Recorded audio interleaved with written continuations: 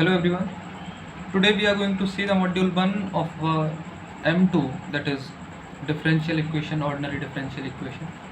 So इसमें अपन को कौन से टॉपिक्स पढ़ने हैं, कौन से एग्ज़ाम्स में आते हैं, है ना, वो दिमाग में लेकर चलना है। उसके बाद अपनी तैयारी आप शुरू कर देना। देखो, अपन जो पढ़ेंगे अभी वो linear differential equation, exact differential equation, second order differential equation with constant coefficients, homogeneous differential equation, simultaneous differential equation. ठीक है, ये जो लास्ट ये 3 टॉपिक्स लिखे हैं हमेशा आए हैं। ठीक है, हमेशा, इस बार भी यही आएंगे। कौन से? कांस्टेंट कोफिशिएंट वाले, होमोजेनियस और साइमल्टेनियस। इनको आप अच्छे से देखना। एग्जैक्ट भी आता है और हो सकता अभी भी आ सकते हैं, तो इनको अच्छे से देखना। लीनियर कम आते हैं लेकिन इसको भी अपन एक बार देख लेंगे। ठीक है, तो वही सब डिफरेंशियल इक्वेशन क्या है, कुछ नहीं है ना, वो इक्वेशन जो जिसको अपन उसके डेरिवेटिव के फॉर्म में लिख सकें, वो डिफरेंशियल इक्वेशन। अपन को पढ़नी कौन सी है? ऑर्डिनरी डिफरेंशियल इक्वेशन, है ना। पार्शियल डिफरेंशियल इक्वेशन अपन नहीं करेंगे। तो ऑर्डिनरी डिफरेंशियल इक्वेशन वो है जिसमें सिर्फ एक ही इंडिपेंडेंट वेरिएबल होता है, जैसे ये लिखी हुई है। तो इसमें देखो विथ रिस्पेक्ट टू वाई है, विथ रिस्पेक्ट टू वाई है और कुछ नहीं है। वहीं अगर पार्शियल की बात करते तो अपन डेल वाई फिर डेल एक्स कुछ भी हो सकता था नीचे, वो पार्शियल है। ऑर्डर डिग्री देख लो, तो जो डेरिवेटिव, जो ये डेरिवेटिव्स लिखे हुए हैं, इन डेरिवेटिव का हाईएस्ट ऑर्डर ही उसका ऑर्डर कहलाता है ना। जैसे ये कितने बार हुआ है? तो 2 बार है इसका डेरिवेटिव, इसका 1 बार। तो ये जो है 2, ये 2 ही इसका ऑर्डर है। ठीक है ना। अब उस ऑर्डर की जो डिग्री, उस हाईएस्ट जो डेरिवेटिव जो ऑर्डर अपन को निकला है, उसकी पावर जो है वो डिग्री कहलाती है। ठीक है ना। अब जैसे ये देखो, हाईएस्ट ऑर्डर ऑफ डेरिवेटिव, पहले डेरिवेटिव देखो, ये सिर्फ डेल 2 y है, ये d3y है ना। तो इसका ऑर्डर 3 होगा, ऑर्डर 3 है इस इक्वेशन का। अब उसी ऑर्डर की पावर डिग्री कहलाती है। तो ये नहीं देखना है अपन को, है जो एक बार ऑर्डर आ चुका है, इसकी पावर 1 है तो 1 डिग्री है और ऑर्डर 3 है। ये डिग्री है, ऑर्डर है, ठीक है। ये डिफरेंशियल इक्वेशन, ठीक है, कुछ नहीं है। अब देखो, अब आओ अपन काम की बात पे जो एग्जाम्स में आते हैं। तो शुरू करते हैं अपन लीनियर डिफरेंशियल इक्वेशन से। क्या फॉर्म होता है इसका? लीनियर डिफरेंशियल इक्वेशन इस फॉर्म में आपको दिखेगी, d Y by D x plus P Y equals to q. यहाँ पे y है तो यहाँ पर भी y ही रहेगा, ध्यान रखना। अब देखो, कुछ चीज़ें आपको दिमाग में रखनी है, तभी क्वेश्चन आपका सॉल्व होगा, मार्क्स मिलेंगे, सब होगा, है ना। ऐसे हवा में कुछ नहीं होगा। इसको आप अपने मन में याद कर लेना। कैसे? लीनियर डिफरेंशियल इक्वेशन का फॉर्म ये है, d Y by D x plus P Y equals to Q. उसका हम इंटीग्रेटिंग फैक्टर निकालेंगे, ये आई एफ। कैसे निकालते हैं? तो ये जो p और q है ना, ये फंक्शंस ऑफ x होते हैं। जो ऊपर dy रहेगा वो y यहाँ रहेगा, उसके साइड में जो p रहेगा और यहाँ q रहेगा वो फंक्शन ऑफ x ही होगा। ठीक है ना। Integrating factor equals to e integration of p dx। ठीक है, p ये, और कहा था ना ये फंक्शन dx का रहेगा तो x का रहेगा, तो यहाँ dx लगाएंगे। ठीक है। इस लीनियर डिफरेंशियल इक्वेशन का सॉल्यूशन क्या होता? तो सॉल्यूशन ये होता क्या, y into integrating factor equals to integral of q into integrating factor plus c constant, any constant. Example से देखो कैसे। ये लिखा हुआ है, ये आया आपके पास, तो आपको दिख रहा है ऊपर y है और यहाँ पे भी y है। तो अपन कहीं ना कहीं इसको लीनियर डिफरेंशियल इक्वेशन से इक्वेट करके चल सकते हैं। हाँ, शायद हो जाए उससे।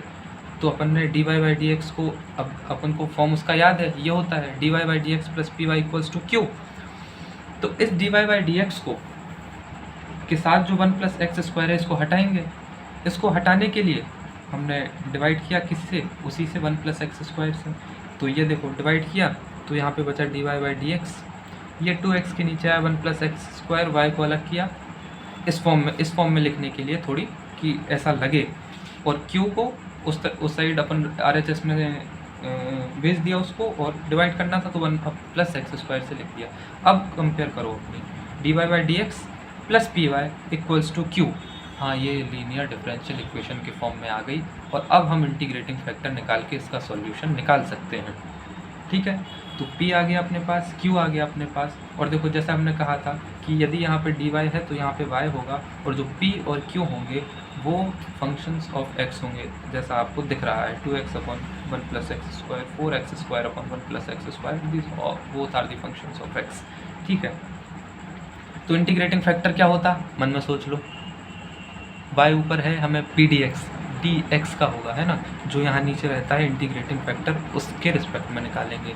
आई F equals to e raise to the power of integration of P D x, है ना। तो p क्या था, 2x upon 1 plus x square d x, इसका इंटीग्रल किया ln 1 प्लस एक्स स्क्वायर आ गया, या log 1 प्लस एक्स स्क्वायर, जो जिसमें आप कंफर्टेबल। अब ये कैसे आया, तो अगर देखो पहली बात तो देखो ये है, उसका डेरिवेटिव ऊपर है, तो अपन डायरेक्ट लिख सकते थे log 1 प्लस एक्स स्क्वायर। अगर यदि नहीं आता है यह फॉर्मूला आपको याद, तो 1 प्लस एक्स स्क्वायर को आप t मान, ठीक है।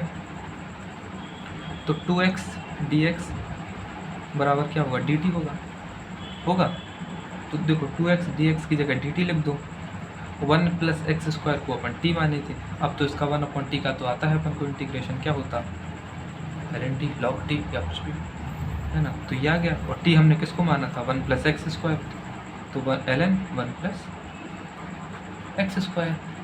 ठीक है, ये हो गया अपना आई एफ आ गया। अब सॉल्यूशन क्या होता, याद कर लो, ये है सॉल्यूशन इसका, क्या, y into integrating factor equals to q integral of q into integrating factor dx plus C. तो y अपने पास इंटीग्रेटिंग फैक्टर हम निकाल चुके, 1 प्लस एक्स स्क्वायर है, q दिया है क्वेश्चन में, आई एफ हम निकाल चुके हैं, ये सॉल्व किया तो अपना आंसर आ गया। अब ध्यान देने वाली बात ये है कि कई बार ऐसा होता है कि हमने इसको इस फॉर्म में आ जाती है dx अपॉन dy, तो अब सोचो देखो यहाँ पे x है, तो यहाँ पर भी x ही आएगा, x इक्वल्स टू q। तो अब p और q क्या होंगे, y के फंक्शंस होंगे, तो इंटीग्रेटिंग फैक्टर क्या होगा, e p dy। सॉल्यूशन क्या होगा,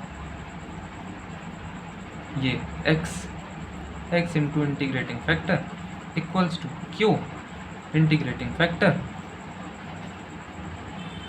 dx प्लस सी।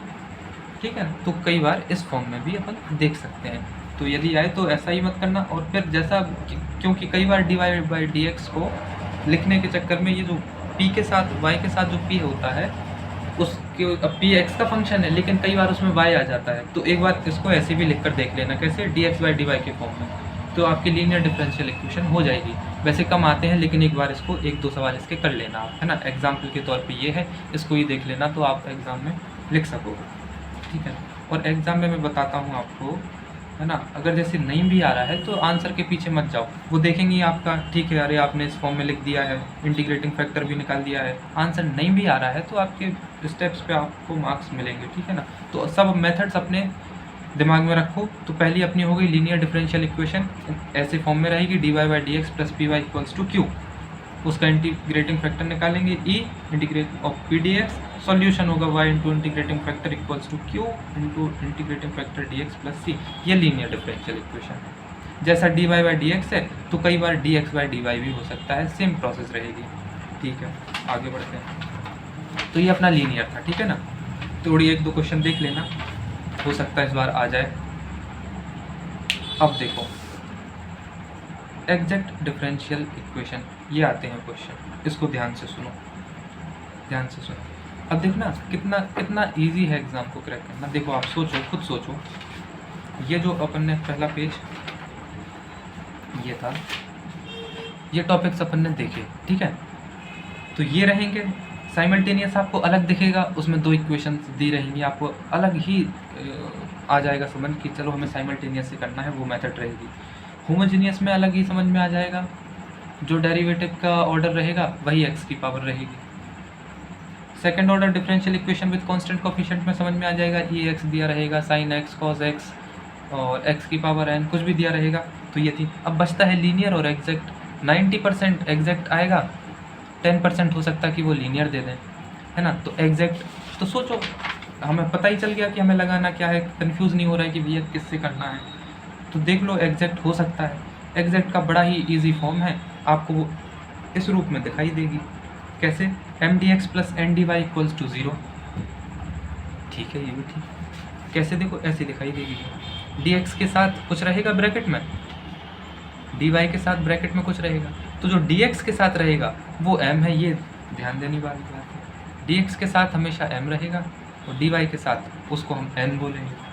तो इस फॉर्म में m D x plus N D Y equals to 0, ये आपकी एग्जैक्ट डिफरेंशियल इक्वेशन होगी।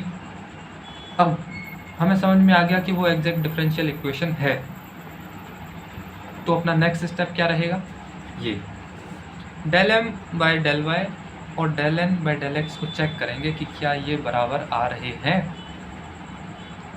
अगर हाँ तो ठीक है, वो एग्जैक्ट डिफरेंशियल इक्वेशन है ना। सिर्फ m D x plus N D Y के फॉर्म में दिखा हमें, तो हाँ ये पता चल गया कि हाँ वो एग्जैक्ट के रूप में है और शायद उसी से हो। लेकिन उसे पक्का करने के लिए हम ये चेक करेंगे del M by del Y और del N by del X. ध्यान रखना, देखो अब डी एक्स के साथ एम है, लेकिन हम with respect to del Y करेंगे, ठीक है ना। तो del M by del y equals to del N by del x यदि आता है तो वो एग्जैक्ट है। और एक बार यदि आपको पता चल गया कि वो एग्जैक्ट डिफरेंशियल इक्वेशन है, तो उसका सॉल्यूशन ये है। ये पूरा बॉक्स अपना याद कर लेना ध्यान से, है ना। एग्ज़ाम के लिए अभी है 2-3 दिन, तो आराम से एक एक मॉड्यूल उठाओ दिन, है ना। ये चीज़ें याद रखो तब तो क्वेश्चंस बनेंगे। तो ये लीनियर का क्या फॉर्म था, D Y by D x plus P Y equals to Q, उसका इंटीग्रेटिंग फैक्टर क्या था, E integral of P D X. Solution क्या रहेगा, y into integrating factor equals to Q integral of Q dot integrating factor D x plus C. ये सब हैं वैसे ही exact की। अब देखो इस फॉर्म में रहेगा m D x plus N D Y equals to 0, लेकिन हमें विथ रिस्पेक्ट एम को लेंगे with respect to y, n को लेंगे विथ रिस्पेक्ट टू एक्स, इन दोनों का डेरिवेटिव करके चेक करेंगे। यदि इक्वल आते हैं तो जी हाँ वो एग्जैक्ट डिफरेंशियल इक्वेशन है। और जैसे ही हमें पता चलता है कि वो एग्जैक्ट है, तो उसका सॉल्यूशन हमें याद है मुँह जुबानी, क्या, integral of M D x plus integral of n. लेकिन हम एन के वो टर्म्स लेंगे जिसमें एक्स नहीं होगा, डी वाई इक्वल्स टू सी। ये मैं आपको अभी एग्जाम्पल देखोगे तो सब समझ में आ जाएगा, कोई बड़ी बात थोड़ी है। एग्जाम्पल देख लो, एग्जाम्पल देखा हमने 1 प्लस 4 XY, ये दिया गया है आपका एग्जाम्पल, देखा हमने, ठीक है। एम डी एक्स, ये डी एक्स है, ये डी वाई है। डी एक्स के साथ एक ब्रैकेट सा दिख रहा है तो हमने इसको एम बोल दिया, डी वाई के साथ एक ब्रैकेट सा दिख रहा है हमने इसको एन बोल दिया, ठीक। चेक करेंगे जो अपना ये, अच्छा ये अपना पहला स्टेप था, है ना। थोड़ी अपने दिमाग में रखो कि ठीक है ये हो गया, हाँ इसको अपन एग्जैक्ट के तरीके से कर सकते हैं। तो दूसरा क्या था कि अब अपन निकालेंगे del M by del Y और del N by del Y. तो del M by del Y जैसे ही निकाला हमने तो आया 4x प्लस 4y, ठीक है। ये देखो ये m है, हमें विथ रिस्पेक्ट टू y करना है, तो ये तो कांस्टेंट है 0, y के रिस्पेक्ट में करना है तो 4x है कांस्टेंट, तो आ गया 4x और y ये 4y। Differentiation del N Y del Y का देख लो, del N Y del X होता है, ये गलत लिखा है, del N Y del X करना है अपन को, है ना। तो del N Y del X देख लो, तो ये 2x स्क्वायर का लिख दिया है 4x और 4xy का लिख दिया है 4y। तो देखो दोनों del m y del y equals to del N Y del x. इसका क्या मतलब है कि ये एग्जैक्ट डिफरेंशियल इक्वेशन है। यदि ये एग्जैक्ट डिफरेंशियल इक्वेशन है तो इसका सॉल्यूशन हमें पता है। इसका सॉल्यूशन हम डायरेक्ट लिखेंगे कि integral of M D x plus integral of n, but those terms of n which do not contain x dy equals to c। ये इसका सॉल्यूशन है, ये देख लो, ये इसका सॉल्यूशन है, ये इसका सॉल्यूशन है। लिखा हमने, क्या लिखा solution, m D x, m हमें पता है ये है m, 1 plus 4xy plus 2y square d x, m D x. और एन नहीं लिखना है अपन को, पूरा एन डी वाई नहीं लिखना है, those terms of n which do not contain x। तो n देखो ये है 1 plus 4xy plus 2x square, तो अपन को सिर्फ वही टर्म लेना है जिसमें x नहीं है। तो इसमें x नहीं है, हाँ ये ले सकते हैं। इसमें है, हाँ x है तो नहीं लेना है। इसमें x है, हाँ तो नहीं लेना है। तो मतलब सिर्फ 1 लेना है, ठीक है। तो सिर्फ देखो 1 dy लिखा है यहाँ पे, 1 dy इक्वल्स टू c। तो हमने इसका इंटीग्रेशन किया, आंसर आ गया। ये है एग्जैक्ट डिफरेंशियल इक्वेशन, बस इतना ही है इसमें, एग्जैक्ट डिफरेंशियल इक्वेशन, है ना। तो M D x plus N D Y के फॉर्म में रहेगी। जैसे ही हमें दिखा तो हम del M by del Y और del N by del X को कंपेयर करेंगे। यदि इक्वल आते हैं तो 100% वो एग्जैक्ट डिफरेंशियल इक्वेशन है और हम इसका सॉल्यूशन डायरेक्ट लिख सकते हैं एम डी एक्स। और इस एग्जाम्पल को एक बार अच्छे से देख लेना तो पता चल जाएगा कि ये क्या है, दो term of n not containing x, m D x क्या है, डी वाई क्या है और ये सब। तो ये आपका एग्जैक्ट डिफरेंशियल इक्वेशन है। अब मानो, अब ध्यान से सुनो, एंड आप 7 मार्क्स के लिए आना है तो शायद वो खींच दें इसको। तो यदि हमें जैसे ये दिख गया है m D x plus N D Y equals to 0 इस फॉर्म में है, तो हमने ये चेक किया del M by del Y और del N by del x. यदि मान लो वो इक्वल नहीं आया तो फिर तो वो एग्जैक्ट नहीं है ना, और एग्जैक्ट नहीं है तो हम ये सॉल्यूशन भी नहीं लिख सकते इसका। आओ अब वो देखते हैं अपन केसेस। तो सबसे पहला तो अपना स्टेप वही रहेगा कि M D x plus N D Y के फॉर्म में है तो हम ये चेक करेंगे del M by del Y और del N by del x. यदि इक्वल आता है तो सॉल्यूशन हमें याद है कैसे लिखते हैं। अब देखो कि del M by del y is not equal to del N by del x, ये आ गया। तो अब ना वो एग्जैक्ट डिफरेंशियल इक्वेशन है, ना ही हम उसका सॉल्यूशन जैसे पहले लिखा था लिख सकते हैं। तो अब क्या करेंगे, तो अब हम जो गिवन इक्वेशन है उसको एग्जैक्ट बनाएंगे, अब अपने मन में याद रखो, अपने दिमाग में याद रखो कि 4 तरीके हैं हमारे पास बनाने के लिए। उस जो दी गई हुई गिवन इक्वेशन जो कि एग्जैक्ट नहीं है उसको एग्जैक्ट बनाने के लिए हमारे पास 4 मेथड्स हैं। तो पहले देखते हैं। अब हमें ये पता चल गया कि देखो भैया del M by del Y और del N by del x equal नहीं है, तो हम इक्वेशन देखेंगे अब कि अब हम इसको एग्जैक्ट कैसे बनाएं। एग्जैक्ट बनाने के लिए पहले चेक करो कि क्या वो होमोजीनियस है क्या जो दी गई हुई इक्वेशन है। होमोजीनियस क्या है, देखो भाई ये x है, ये y है, y की पावर 2 है, तो इसकी डिग्री क्या है 2 + 1 3, y की क्या है 3। यहाँ देखो x² y, तो टोटल कितनी है 3, x की 1 है, y की 2 है, तो कितनी है 3। सबकी डिग्री बराबर है तो ये होमोजीनियस इक्वेशन है। और यदि होमोजीनियस इक्वेशन है तो देखो इसका सीधा सा फंडा ये है, क्या होता है कि मान लो अपना डेल एम और del y del N by del x equal नहीं आया तो हम उसको एग्जैक्ट बनाएंगे। एग्जैक्ट बनाने का ये है कि जो गिवन इक्वेशन है ना उसका इंटीग्रेटिंग फैक्टर निकालो, उस इंटीग्रेटिंग फैक्टर को गिवन इक्वेशन से मल्टीप्लाई कर दो। तो हमने क्या किया, जो इक्वेशन थी उसका IF निकाला और उसी IF से उस दी गई हुई इक्वेशन को मल्टीप्लाई कर दिया। तो वो जो इक्वेशन थी जो पहले एग्जैक्ट नहीं थी, अब उसके इंटीग्रेटिंग फैक्टर से मल्टीप्लाई करने के बाद वो एग्जैक्ट बन गई। अब एग्जैक्ट बन गई तो हमें भैया एग्जैक्ट का सॉल्यूशन पता है, integral of M D x plus N D y, m के वो टर्म्स जिसमें एक्स नहीं आते हैं प्लस सी वगैरह, समझ रहे हैं। तो ये होमोजीनियस, तो अपन को जैसे ही पता चला कि del M by del Y और del N by del x equal नहीं है तो हम क्या करेंगे, इसको चेक करेंगे कि होमोजीनियस है क्या। यदि होमोजीनियस इक्वेशन है तो हम उसका IF निकालेंगे और देखो अपने पास डायरेक्ट फार्मूला है, IF होता है 1/mx प्लस ny। मतलब देखो ये जो m था, अब जैसे ये अब एग्जाम्पल ही है, ये एग्जाम्पल दिया गया, हमें दिख रहा है mdx है, ndy है, तो चलो ये एग्जैक्ट होगी। एग्जैक्ट के लिए चेक किया तो पता चला कि ये नॉट इक्वल है। नॉट इक्वल है तो अब हम समझ गए कि हमें भैया इसको एग्जैक्ट बनाना होगा। एग्जैक्ट बनाना है तो हम चेक करेंगे क्या होमोजीनियस है। तो y की डिग्री 3 है, 3xy स्क्वायर, x की 1 y की 2, हाँ इसकी भी 3 है, x की 2 y की 1 इसकी भी 3 है, x की 1 y की 2 इसकी भी 3 है। जी हाँ, ये होमोजीनियस है। ये होमोजीनियस है तो इसका इंटीग्रेटिंग फैक्टर हमें पता है, इंटीग्रेटिंग फैक्टर होता है 1/mx प्लस ny, और mx plus ny is not equal to 0। Integrating factor आ गया, m में x का मल्टीप्लाई कर दो, n में y का मल्टीप्लाई कर दो और 1/, कर दो, तो वो इंटीग्रेटिंग फैक्टर है। इंटीग्रेटिंग फैक्टर का हम मल्टीप्लाई करेंगे गिवन इक्वेशन में, तो ये इंटीग्रेटिंग फैक्टर आ गया। देखो 1/, ये m है, m में मल्टीप्लाई किया x का प्लस n y, तो इंटीग्रेटिंग फैक्टर ये आ गया। ध्यान रखना IF हमेशा छोटा ही आएगा आपका, मतलब ऐसा कोई बड़ा कॉम्प्लिकेटेड नहीं रहेगा, छोटा ही रहेगा हमेशा। ये आई एफ आ गया। एक बार आई एफ आया तो आई एफ का उस गिवन इक्वेशन में मल्टीप्लाई कर दो, मल्टीप्लाई विद गिवन इक्वेशन, तो अपना क्या आया -1/x² तो ये जो था m, इसमें हमें 1/-x² का मल्टीप्लाई किया, डिवाइड नहीं किया है ना, मल्टीप्लाई ऐसा लिखा है ये, जैसे 1/x² इंटू m, ठीक है, m अपना ये है y³ -3xy² प्लस ये n है, उसमें अपने मल्टीप्लाई किया किसका 1/-x² dy 0।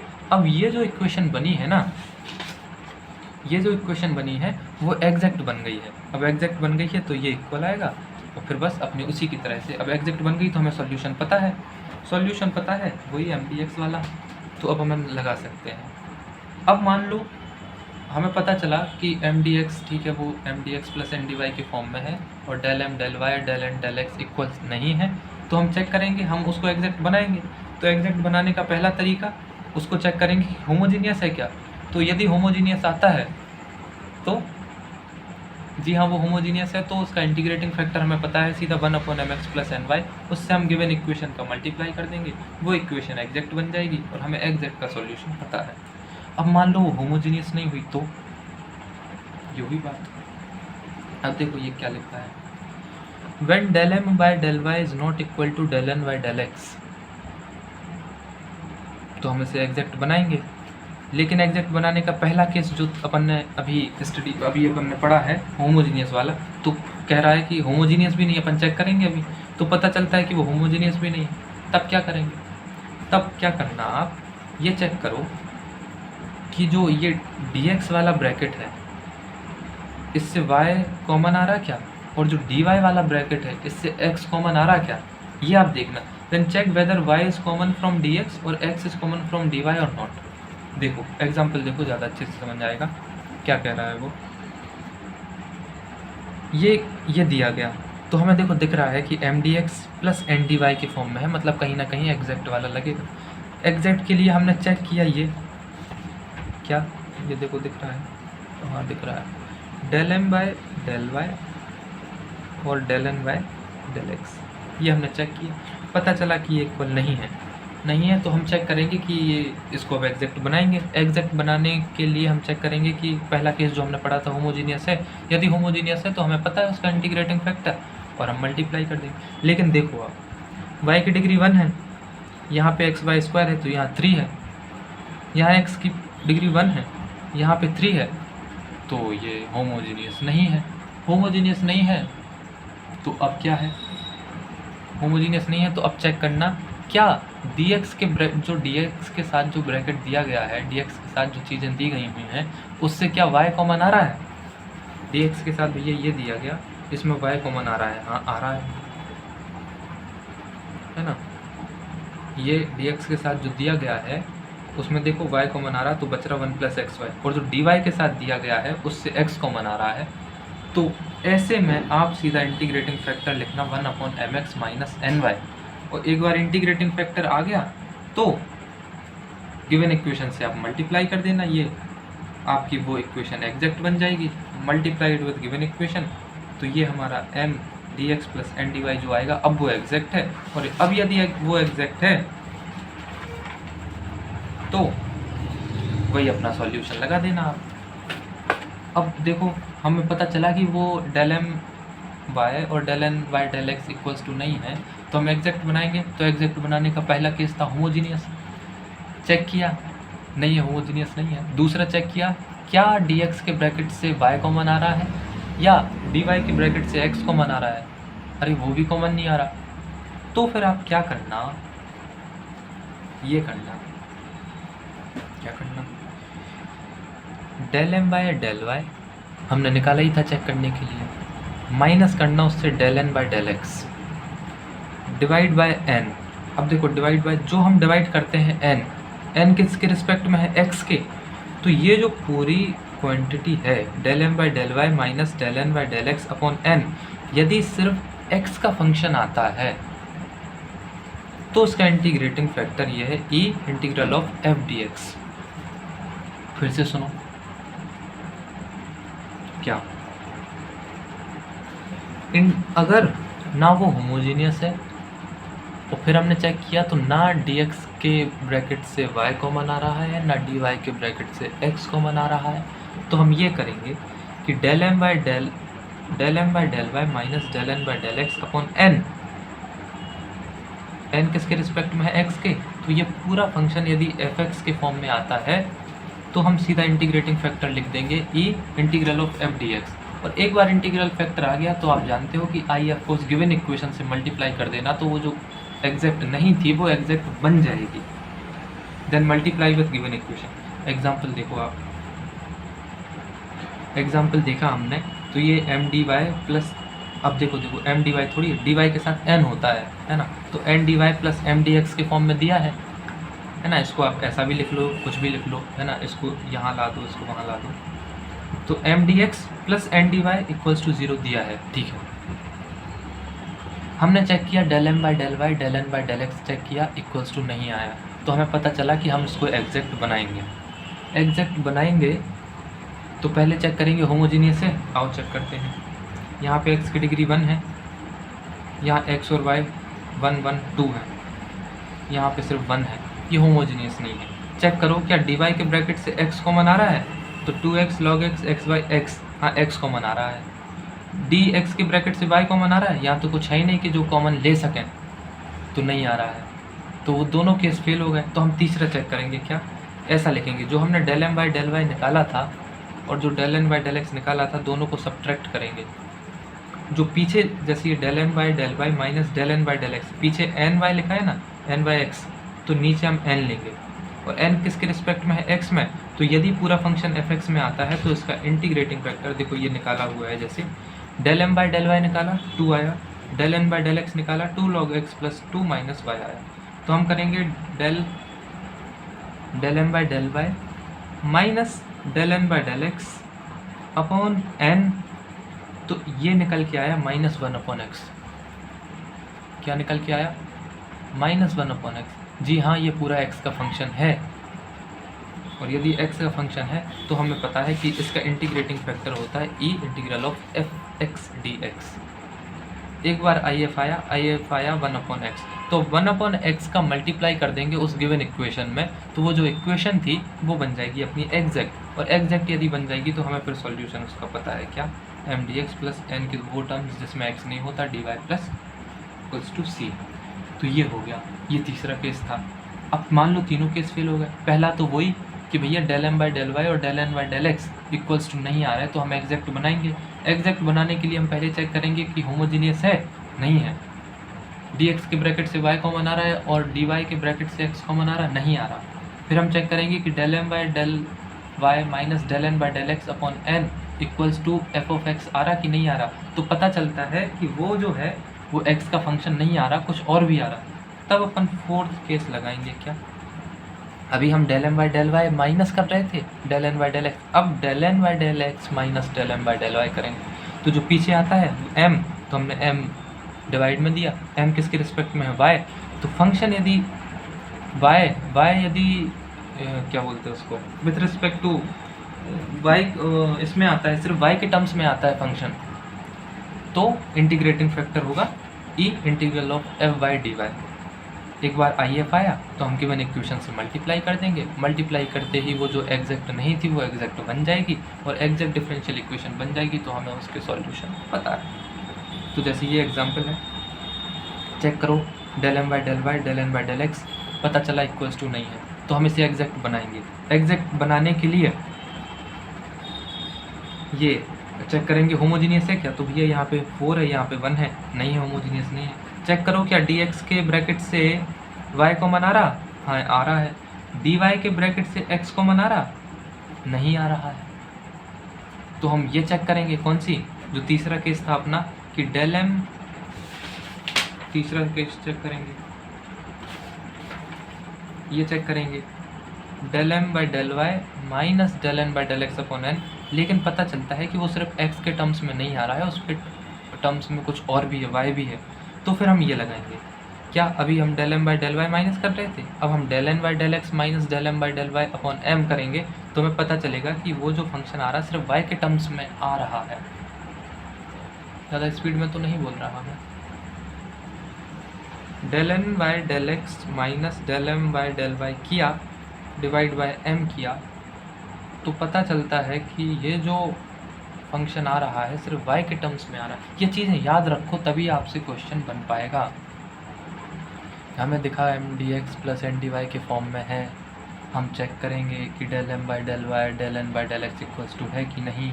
यदि इक्वल्स टू है तो हमें सॉल्यूशन पता है, यदि वो दोनों बराबर नहीं आते हैं तो 4 केस बनते हैं। 4 केस कौन से बनते हैं? होमोजीनियस वाला, जिसमें इसका इंटीग्रेटिंग फैक्टर क्या होता है 1/mx plus N Y, multiply कर देंगे तो एग्जैक्ट बन जाएगी। दूसरा केस होता है क्या डी वाई के ब्रैकेट से एक्स कॉमन आ रहा या डी एक्स के ब्रैकेट से वाई कॉमन आ रहा, तो उसका integrating factor 1/mx minus n y होता है।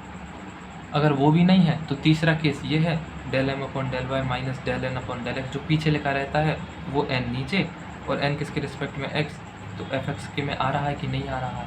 यदि आ रहा है तो integral of F x D x, वो e की पावर में integral F x D x उसका आई एफ है।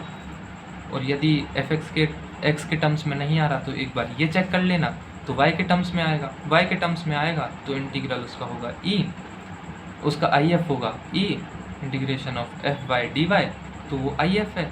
उस आई एफ का गिवन इक्वेशन में मल्टीप्लाई करोगे तो वो जो इक्वेशन एग्जैक्ट नहीं थी वो एग्जैक्ट बन जाएगी। और फिर हमें एग्जैक्ट का सॉल्यूशन भी पता है, सब पता है क्या, integral of M D x plus N not containing X D Y equals to सी।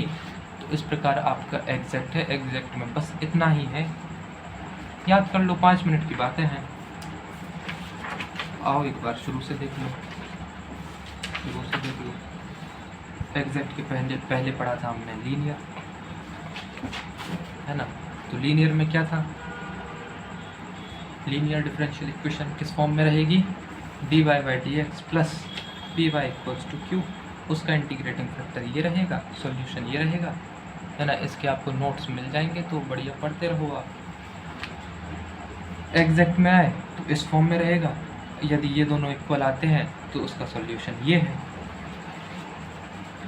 यदि इक्वल्स टू नहीं आते हैं तो फिर हम 4 केस बनाएंगे। पहला केस होमोजीनियस, उसका आई एफ ये है, आई एफ हम गिवन इक्वेशन में मल्टीप्लाई कर देंगे तो अब जो नई इक्वेशन बनेगी ये वाली, ये एग्जैक्ट बनेगी। एग्जैक्ट का हमें सॉल्यूशन पता है।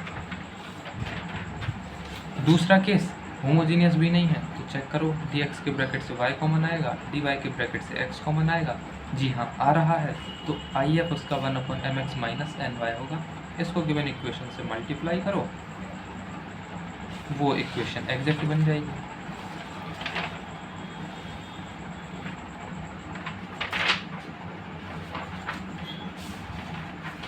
केस थर्ड देखो, केस थर्ड ये है कि ना वो होमोजीनियस है ना उससे कुछ कॉमन आ रहा है, तो ये चेक करो, del M by del Y minus del N by del x upon N equals to, तो ये जो एफ फंक्शन आएगा वो एक्स के टर्म्स में ही आएगा। यदि आता है तो integrating factor E integral of F x D x होगा। आई एफ आ गया, इस आई एफ को गिवन इक्वेशन से मल्टीप्लाई कर दो तो वो एग्जैक्ट बन जाएगी इक्वेशन। केस 4, यदि वो x के टर्म्स में नहीं आ रहा हो फंक्शन तो एक बार ये चेक कर लो, अभी del M by del Y से माइनस कर रहे थे, पहले लिख रहे थे, अब del N by del X को पहले लिख लो, n को नीचे लिख रहे थे अब m को नीचे लिख लो।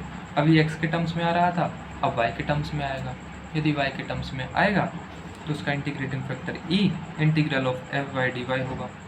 इस आई एफ को मल्टीप्लाई कर दो तो वो जो एग्जैक्ट इक्वेशन नहीं थी वो एग्जैक्ट बन जाएगी और हमें एग्जैक्ट की सॉल्यूशन पता है। ठीक है, तो ये थी कहानी अपने 2 टॉपिक्स की, लीनियर इक्वेशन और एग्जैक्ट डिफरेंशियल इक्वेशन। ये दोनों टॉपिक्स आप कर सकते हैं आराम से। अब देखो, अब जहाँ से क्वेश्चन श्योर एंड शॉर्ट है, मतलब पक्का ही है, तो ये है differential equation of second order with constant coefficient. Second order मतलब कि ऑर्डर सेकंड है, ना कि उसकी डिग्री 2 है। ये देखो, del N Y del D N Y upon D X N plus N minus 1 D X N minus 1, ये जनरल फॉर्म है। तो एन की जगह यदि 2 है तो वो differential equation of second order होगा। ठीक है,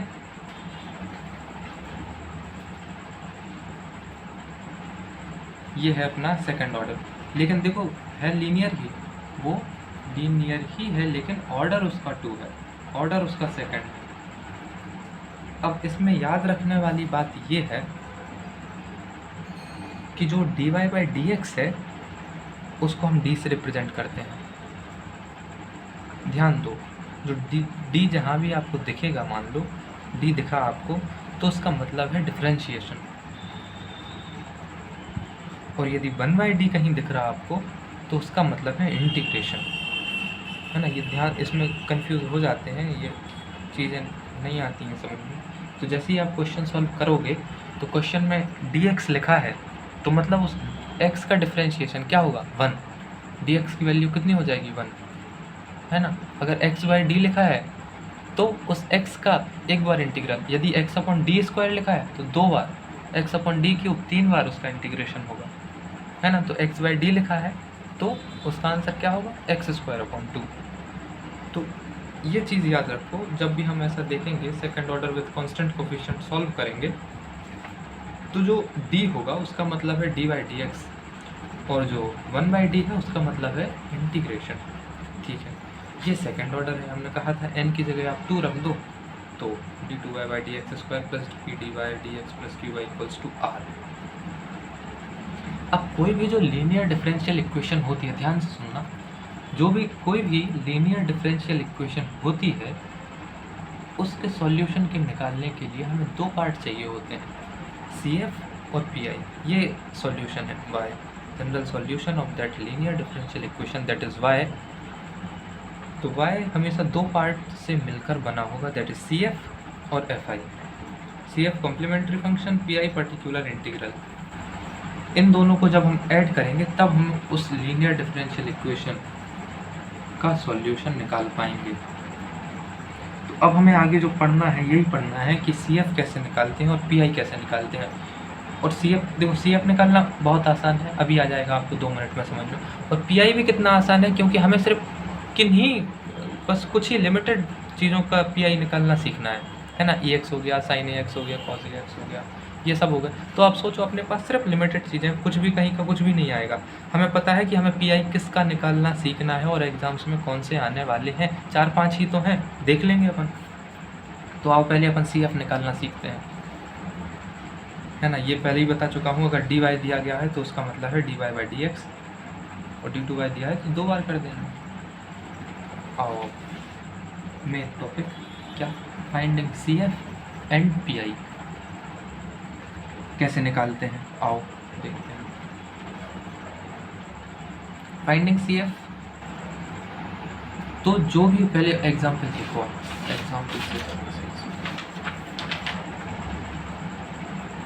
एग्जाम्पल नहीं है, एग्जाम्पल होगा, एग्जाम्पल जैसे ये है, मान लो ये लिखा हुआ है अपना, तो क्या करना। अब देखो, आपको पता है कि dy बाई डी एक्स होता है dy, और इसकी ऑर्डर 2 है, तो हमने लिख दिया d2y plus dy by D x को लिखा हमने dy plus 3dy plus 2y।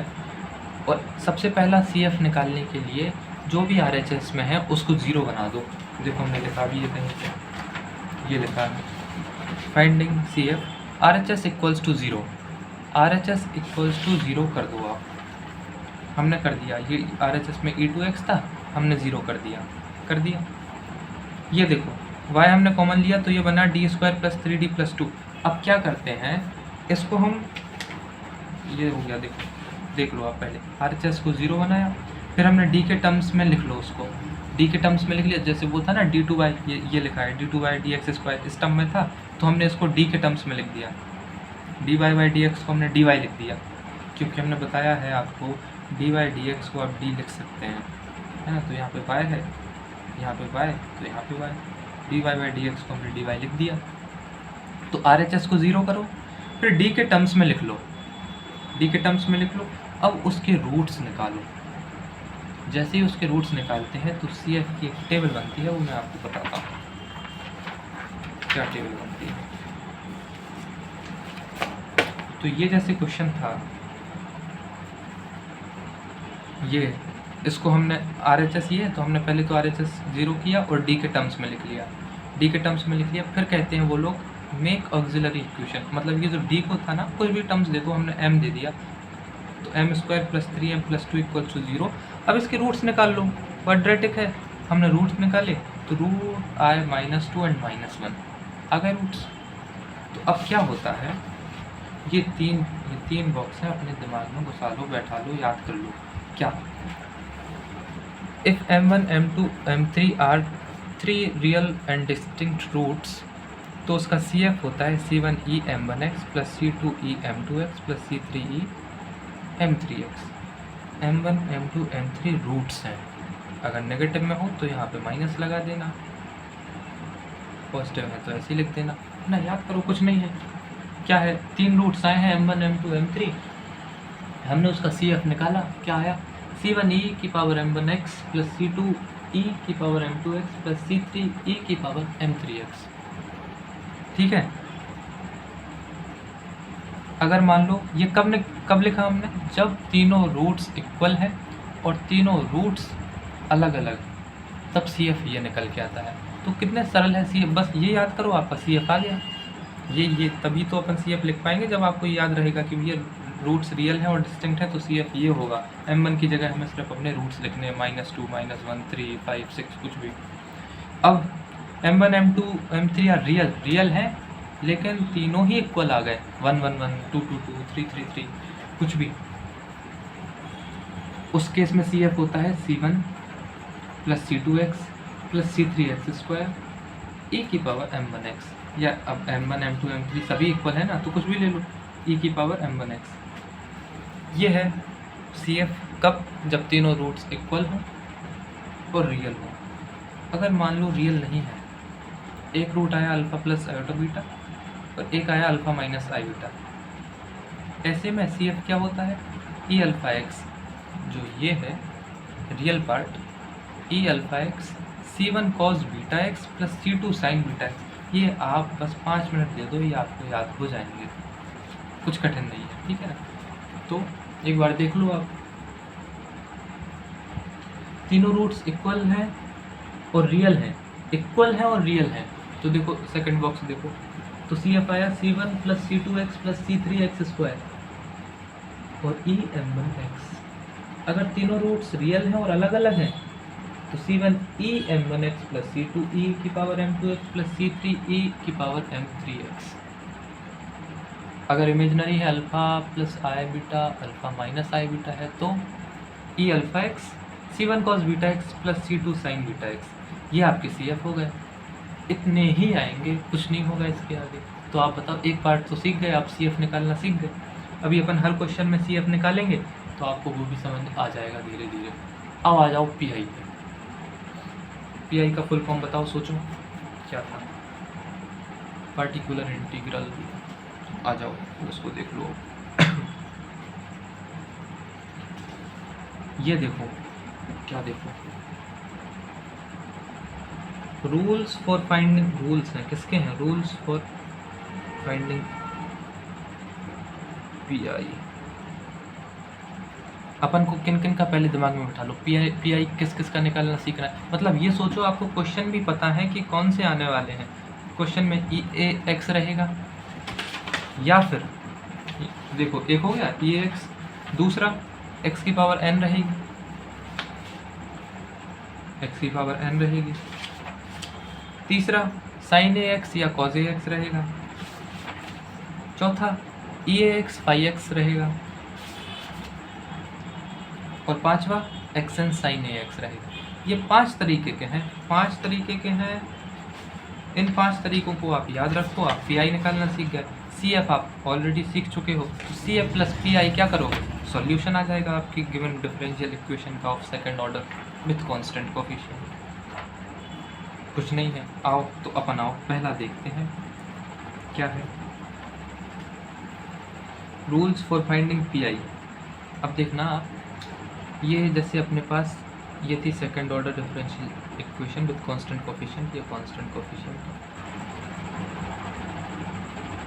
तो ये जो RHS में R है, यदि इसकी जगह इस टर्म्स में दिख रहे हैं आपको e की पावर AX, तो उस केस में जो PI होता है, देखो PI के हमेशा के लिए हमेशा याद रखो, ये देखो जैसे जब भी वो दिया गया था d2/dx² या dy/dx, तो हमें पता है कि उसको रिप्लेस d से करते हैं। कैसे करते हैं? तो जो dy/dx होता है उसको हम dy लिखते हैं, और d2y/dx² उसको हम d2y लिखते हैं, d2y या जो भी बोलते हो आप वैसा लिखते हैं। वैसा लिख लिया। फिर देखो एक क्वेश्चन में अभी आपको दिखाया था हमने कि ये जो y है कॉमन, तो इस फॉर्म में आ गया। ये fd है आपका, fd, और ये r है, तो अभी r की जगह eax है, ठीक है। तो क्या करते हैं, ये सबसे इजी केस है। अपन वो जो fd आता है, जो अपन ने d² ये सब टर्म्स में लिखा था, उसको लाते हैं डिनोमिनेटर में 1/fd, और जो अपना RHS में दिया गया है eax वो, और जो d की जगह होता है वो जो d के टर्म्स में था उसकी जगह हम वैल्यू पुट करते हैं कौन सी, ये वाली। इसके मैं नोट्स दूंगा इसलिए यहाँ पे नहीं लिखना था मुझे, ठीक है। तो जो eax रहता है, जो a है, मान लो 2, 1, 3, 4, 5 कुछ भी, वो वैल्यू हम रखते हैं fd में। क्वेश्चन देखो आप, क्वेश्चन देखो, लेकिन उसके पहले एक बात और सुन लो कि हमने जैसे ये जो a है वो हमने रखा है fd में, लेकिन मान लो अगर a रखते ही वो fd 0 बन जाए, वो जो था d² + d + 3 कुछ भी, अगर हमने उसके जगह जो eax का a रखा और 0 बन जाए, उस केस में क्या करते हैं, वो जो d वाला था फंक्शन उसको एक बार डिफरेंशिएट करते हैं और ऊपर लिखते हैं xeax। रख लो, दिमाग में रख लो, बढ़िया, 2 मिनट में लिखोगे, एग्जाम्स में आगे बढ़ोगे। अगर मान लो इसमें फिर से a रखने पर 0 आता है तो फिर से डिफरेंशिएट कर दो, तो f"d और ऊपर एक और x ला दो, तो अभी था 1/fd, हमने d की जगह a रखा तो 0 बना, 0 बना तो हमने x से ऊपर मल्टीप्लाई कर दिया, इसको डिफरेंशिएट कर दिया, फिर a रखा, मान लो फिर से 0 बन गया तो हम फिर से ऊपर x लाए और नीचे डबल डिफरेंशिएट किया, फिर से डिफरेंशिएट कर दिया। अब देखो एग्जाम्पल देखो आप कितना अच्छा है, अभी सब क्लियर हो जाएगा। पहला रूल आप सीख जाओगे पीआई निकालने का, कैसे, ऐसे। क्वेश्चन है d2y/dx² प्लस, दिख रहा है, d2y/dx² plus 3dy/dx plus 2y = e2x, ठीक है। हमें पता चल गया कि यार इसमें ये सब दिख रहा है। अब देखो इसमें आपको वो कहीं नहीं दिख रहा ना, mdx बनाओ कि ndy बनाओ कि क्या बनाओ, कुछ बनाओ कि लीनियर दिख रहा है कि क्या दिख रहा है, वो तो आपको दिख गया कि सेकंड ऑर्डर है, e2x दिख रहा है, कांस्टेंट कोफिशिएंट दिख रहा है, मतलब अपना थर्ड टॉपिक चल रहा है, बड़ा इजी है वहाँ पहचानना। eax के टर्म्स में आ गया, हमने क्या किया, इसको पहले बनाया वही सब, d2y/dx² को d में कैसे लिखते हैं, तो d²y, इसको 3dy, 2y = 0, y कॉमन लिया तो बना अपना d² + 3d + 2, इसको हमने ऑक्सिलरी इक्वेशन बनाया, m रख दिया = 0, रूट्स आए, रूट्स भैया रियल हैं, डिस्टिंक्ट हैं, तो हमें पता है कि CF होता है c1e⁻m1x + c2e⁻m2x, तो m1 की जगह -2 रख दिया, m2 की जगह -1 रख दिया, -1x, तो ये अपना CF आ गया। एक पार्ट हो गया सॉल्यूशन का, CF + PI निकालते हैं, हम CF निकाल लिया। अब PI देखो, PI में क्या कहा था कि हमेशा जो FD है उसे 1/FD लिख दो, FD को मतलब डिनोमिनेटर में ला दो, और eax लिख दो। अब क्या करते हैं, जो FD है तो अब इसको लिख दो पहले आप, तो अपना क्या बना था, ये बना था d² + 3d + 2, तो लिख दो 1/d² + 3d + 2 लिख दिया, e2x। अब d की जगह क्या रखोगे, जो eax था, a की जगह क्या है 2, तो 2 रख दो, तो 2 4 + 3 × 2 + 2, ये आ गया 12, तो आंसर आ गया e2x/12। तो मतलब क्या था, अगर eax है तो जो हमने d बनाया तो 1/fd eax, वो जो a था वो हम रख देंगे उस d वाले टर्म्स में, d की जगह हम a रख देंगे, e2x है अपॉन fd है, a के कंपेयर किया हमने, eax होता है यहाँ पे, a की जगह 2 है तो 2 हमने यहाँ रख दिया, हमारे पास वैल्यू आ गई, ये PI है। तो हमें पता है सॉल्यूशन होता है CF + PI, CF हम निकाल चुके हैं, PI आ गया है, ये अपना हो गया। तो हम इसका PI निकाल चुके हैं। अब आ जाओ दूसरे केस में, दूसरा केस होता है r की जगह अभी ए एक्स था, e की पावर ए एक्स था, अब वहाँ पे होगा x raise to the power of n। लिखा हमने, ऐसा दिया रहेगा आपको, सेकंड ऑर्डर है, यहाँ पे xn दिया रहेगा। तो अब करना क्या है, करना ये कि जो 1/fd xn, ये देखो वैसे ही है अभी तक, तो वैसे ही लिखा अपन ने 1/fd, यहाँ पे EAX हुआ करता था, अगर EAX होता तो d की जगह हम a रख देते। अब लेकिन यहाँ पे xn है, तो क्या करना, ये जो fd है, हमेशा fd को आप तोड़ना 1 प्लस कुछ भी टर्म्स में, फिर उसको ले जाना ऊपर, तो पावर आएगी -1। इसका करेंगे हम बाइनोमियल एक्सपेंशन। देखो समझो, बड़ा आसान है, कोई कॉम्प्लिकेटेड कुछ नहीं है। अभी एक एग्जांपल देखोगे सब समझ जाओगे। अगर r की जगह xn है तो मन में याद आ जाना चाहिए कि हाँ कहीं ना कहीं अभी हम यहाँ पे बाइनोमियल का यूज़ करने वाले हैं। और बाइनोमियल में सिर्फ ये कुछ नहीं, अपन को 17 चीज़ें याद करनी, सिर्फ एक याद कर लो, 1 plus X raise to the power -1। तो क्या लिखोगे, 1 minus X plus x square minus cube, alternate चलेगा, plus minus plus minus plus minus plus minus plus minus, हर इवन के पास प्लस होगा। ये देखो x की पावर 4, x की, और ये एक ऑड है 1 3 5, इनके सामने माइनस है। ऐसा याद रखना हो तो वैसा कर लो, नहीं तो plus minus plus minus plus minus, यहाँ पे x की पावर 0 है, तो 1 2 3 4 ऐसा, 1 minus X plus x square minus x2 plus x4। तो ये सिर्फ ये इतना याद कर लो, क्योंकि हम fd को इसी के रूप में तोड़ने वाले हैं। तो अभी ये नीचे है, इसको हम ऊपर ले जाएंगे तो ऊपर जाके -1 होगा, फिर हम इसको ऐसे ही खोलने वाले हैं। तो अगर EAX आता है तो हम FD में A रखते हैं, लेकिन अगर XN आता है तो उस FD को हम 1 प्लस कुछ में तोड़ेंगे, ऊपर ले जाकर हम उसका बाइनोमियल कर देंगे। एग्जाम्पल देखो, अभी 1 मिनट में आपको समझ में आएगा क्या है एग्जाम्पल। देखो ये है, अब इसमें देखो उन्होंने वैसा नहीं दिया d2/dx², नहीं तो हम बना लेते, हमें कोई दिक्कत थोड़ी थी। उन्होंने ऑलरेडी दे दिया, वो जानते हैं, आपको आता है। तो ये आ गया d³ + 3d² + 2d = x²। हमने ऑक्सिलरी इक्वेशन लिखी, m³ + 3m² + 2m = 0। रूट्स आए भैया, देखो रूट्स देखो, 0 -1 -2, अभी याद करके आए थे। अच्छा बताओ तो कि रूट्स रियल हैं और सभी अलग अलग हैं, तो CF क्या होगा, C1 e⁻m1x + C2 e⁻m2x + C3 e⁻m3x। m1 0 है, m2 -1 है, m3 -2 है। तो ये हमारा CF निकल के आ चुका है, CF आ गया, ठीक है। अब देखो PI निकालेंगे हम। PI निकालेंगे, कैसे निकालेंगे, वही सब है। पहले तो उसको लिख लो 1/FD और यहाँ लिख लो x², है ना। ये हमेशा, अभी वहाँ कैसे लिखते थे 1/FD EAX, अब यहाँ पे xn है तो 1/FD xn, वैसे ही लिखा है, कुछ नहीं है। हमने लिख दिया 1/FD x²। अब हमने कहा था ये जो नीचे आएगा, जब भी यहाँ xn रहेगा, ये जो FD रहेगी, ध्यान से सुनो, इसको हम 1 प्लस कुछ में तोड़ेंगे। तो एक काम करो, 2D आप कॉमन ले लो।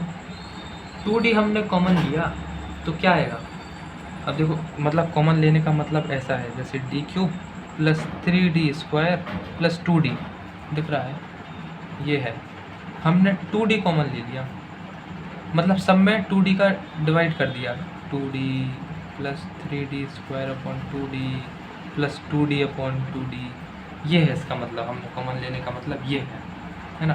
तो 2D गया तो 1 हो गया, D से D गया तो 3d/2 हो गया, ये हो गया d²/2। तो ये आया 1 + d²/2 + 3d/2।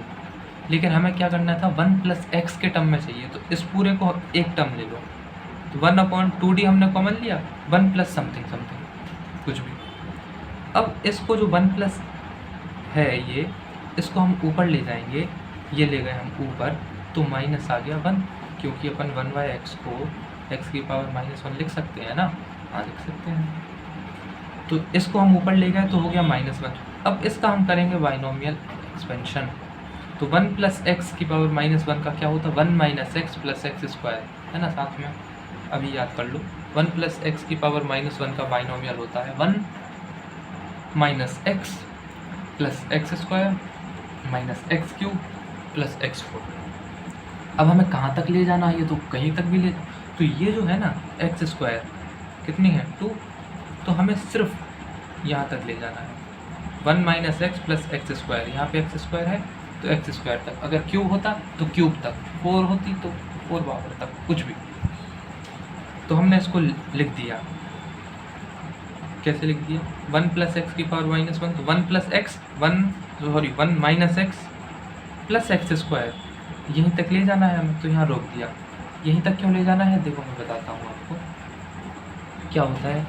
अब जैसे ये d है, हमने यहाँ पे इसको मल्टीप्लाई किया, ये इसको लिख दिया, इसको खोल दिया, ये हो गया, ये हमने पूरा लिख दिया।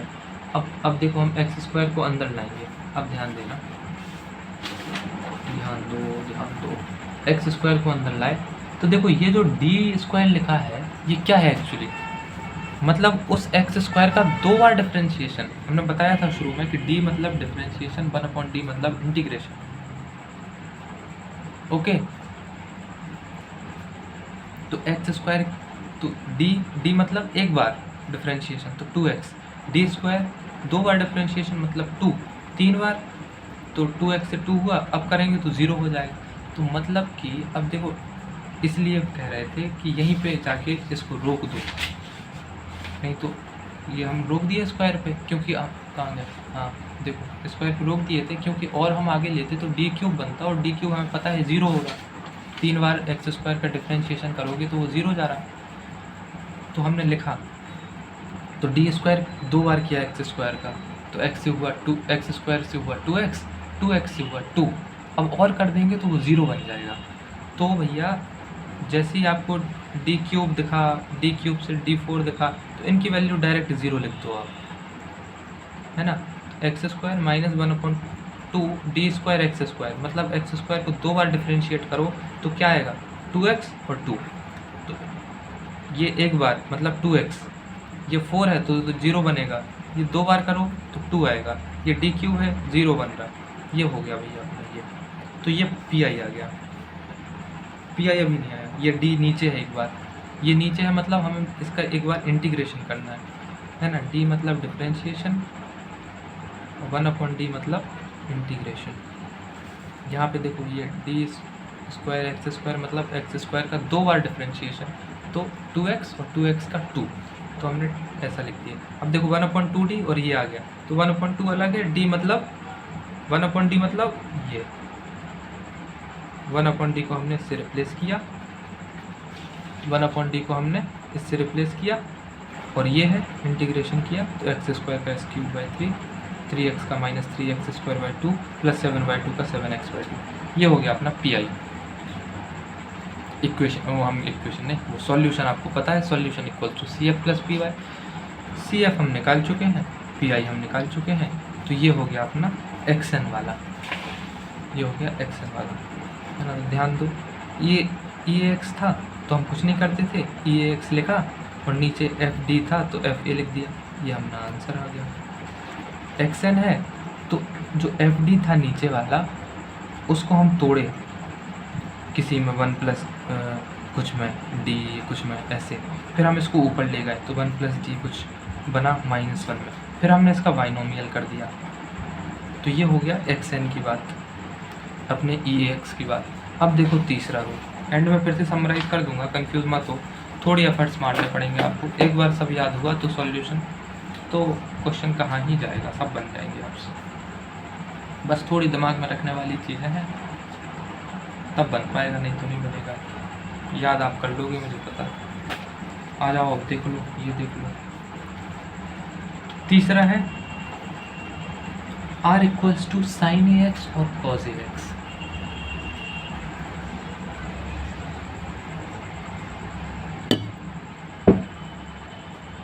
तीसरा है R = sin AX और cos AX। तो अभी R की जगह क्या देखा हमने, EAX देख, मतलब e की पावर ax, e⁻⁴ax, फिर देखा x की पावर n, x⁻⁴ n, ये देखा हमने। अब r की जगह होगा साइन ax या होगा कॉज ax, दोनों ही का वर्किंग प्रिंसिपल, वर्किंग रूल, कुछ भी कह लो, सब सेम है। कैसे, आओ देखो। जो अपना ये बन रहा है, जैसे ये बनते हैं ना, ये d है, f ऑफ d है, तो जो साइन ax होता है 1/f(d²), तो d² की जगह जब भी साइन ax या कॉज ax आए, नीचे हम ऐसा लिखेंगे जैसा अभी तक लिखते आए हैं। तो जो d² है उसकी जगह हम रखेंगे -a², मतलब a का स्क्वायर तो करेंगे ही, लेकिन उसके सामने माइनस साइन लगाना, ऐसा मत कर देना है ना, -a का स्क्वायर, -a का स्क्वायर क्या होगा, a²। ये गलत है, ये गलत है, ये गलत है, ध्यान रखो। रॉन्ग कहाँ लिख दूँ, यहाँ लिख दो, ये रॉन्ग है। माइनस रहेगा, a² करो अपना अलग, फिर उसके सामने माइनस लगाओ, ये ध्यान रखना इस बात को। ये हो गया अपना साइन ax कॉज ax रहेगा, तो जहाँ पे भी d² लिखेगा हम वहाँ पे -a² करेंगे। a क्या है, a भैया वो है जो साइन के साथ यहाँ बैठा हुआ है, कॉज के साथ यहाँ बैठा हुआ है, वो चीज़। तो 1/f(d² साइन ax है, तो हम d² की जगह -a² रखेंगे हमेशा। आ जाओ एग्जाम्पल देख लो। एग्जाम्पल देखा, ये दिया गया है d² + 3d + 2y = 4 cos² x। हमने ऑक्सिलरी इक्वेशन बनाई, d की जगह m रखा है, m² + 3m + 2, भैया रूट्स है -1 -2। देखो रूट्स रियल है, डिस्टिंक्ट है, तो याद करो CF क्या होता। तो भैया रूट्स रियल हैं और डिस्टिंक्ट हैं,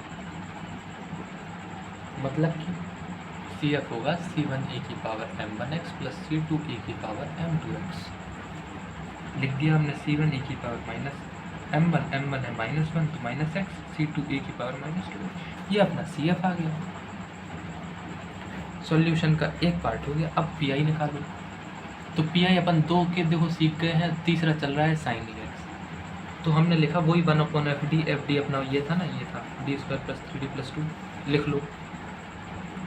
फिर ये लिखते हैं अपन, ये जो r साइड होता है, r की वैल्यू देख रहे हैं ना अपन, जब r sin ax, तो यहाँ लिख लो 1/fd 4 cos² x।